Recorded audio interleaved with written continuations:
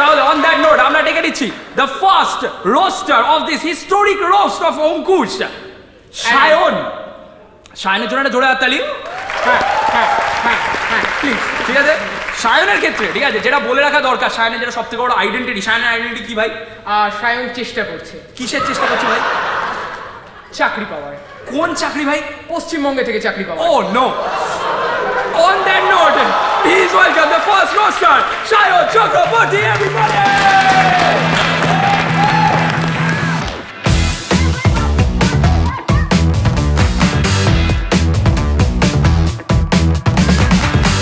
বালা প্রথমে। বালা বহুদিন ধরে সিঙ্গেল, ঠিক আছে?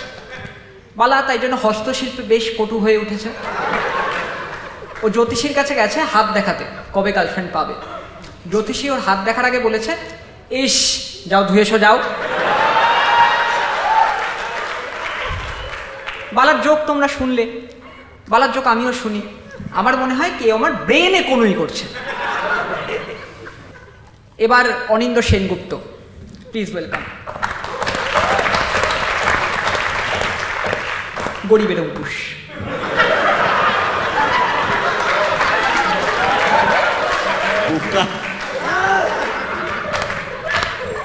অনিন্দ্য রিসেন্টলি ডিভোর্স হয়েছে, ঠিক আছে?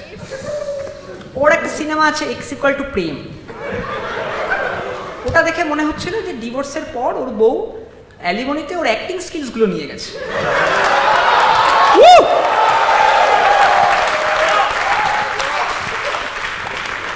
অনিন্দ্যদার একটা কাজ আছে, ওটার নাম হচ্ছে প্রায় কাফকা।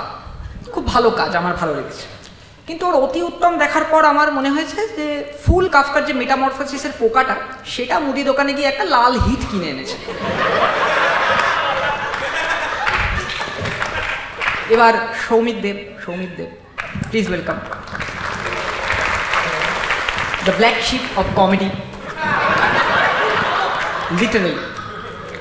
সৌমিতদা ভাবে যে আর্যভট্ট জিরো আবিষ্কার করেছিল অঙ্ক করার জন্য, কিন্তু আমি ভাবি আর্যভট্ট জিরো আবিষ্কার করেছিল যাতে ওর তৈরি করা ভিঞ্চি ভারতী একাডেমির ভিউজগুলোও গুনতে পারে। IMDbতে ভিঞ্চি ভারতী একাডেমি ট্র্যাশ ফোল্ডারে থাকে। এবার আসি দেবীতে। দেবী সাহা আমাদের প্যানেলে একমাত্র মহিলা। দেবীদের রোস্ট লিখতে গিয়ে আমি ওর সম্বন্ধে জানার জন্য একটু উইকিপিডিয়ায় সার্চ করেছি। আমি যতটা লেখা পেয়েছি ওখানে, তার থেকে বেশি আমি 11-এর হিস্ট্রি পরীক্ষায় লিখেছিলাম। আর আমি সায়েন্স পড়তাম।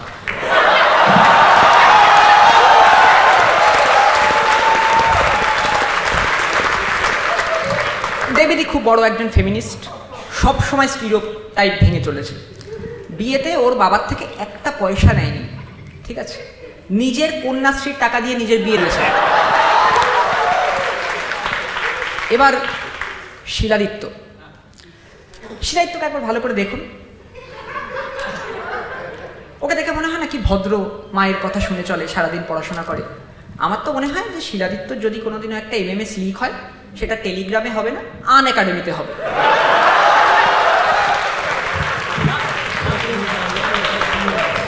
আর রিসেন্টলি বেরোনো একটা নতুন ওয়েব সিরিজে শিলাদিত্য মেইন লিডের সাইড কিক হয়েছে আর কি। মানে বেসিক্যালি শিলাদিত্য সিরিজে বালা হয়েছে।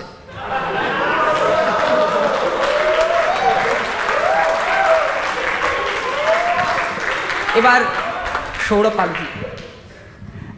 পালধির মিরাক্কেলে একটা স্কেচ ছিল, খুব ফেমাস। ওটা একটা ডায়লগ ছিল, টেন্সারে হাতুড়ি মাথায় উঠে গেছে। এখন ভোটের রেজাল্ট দেখে হয়।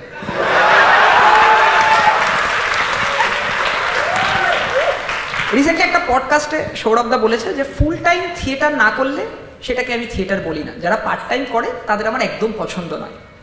আমি প্রথম কাউকে দেখলাম যে সরকারের থেকেও বেশি আনএমপ্লয়মেন্ট পছন্দ করে।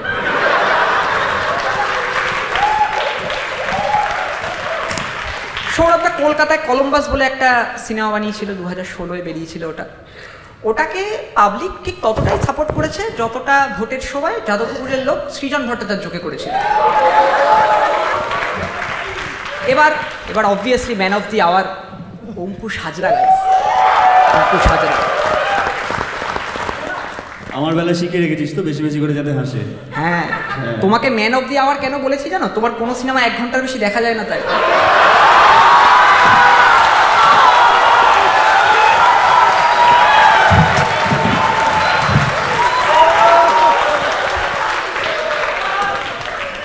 অঙ্কুশ দা 2023-এ মহানায়ক পুরস্কার পেয়েছে।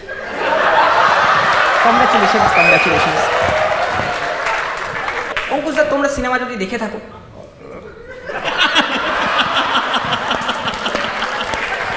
তো তোমরা জানবে যে অঙ্কুশ দা খুবই হয়নি, কারণ প্রত্যেক সময় আমি দেখেছি হিরোইনের পেছনে পড়ে থাকে যতক্ষণ পর্যন্ত না হ্যাঁ বলছে। অঙ্কুশ দা এত হয়নি যে ডাক্তার বাচ্চা বের করার পরে একবার মারে যাতে কাঁদে না। অঙ্কুশ দাকে যখন মেরেছিল অঙ্কুশ দা কাঁদেনি, অঙ্কুশ দা বলে উঠেছিল বাবা গো।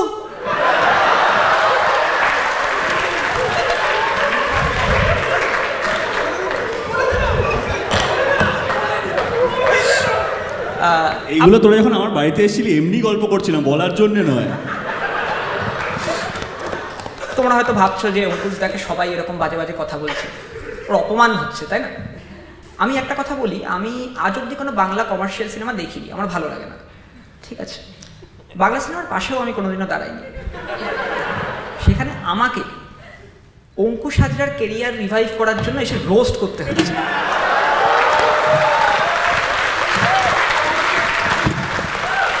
এবার বলো কে বেশি অপমানিত?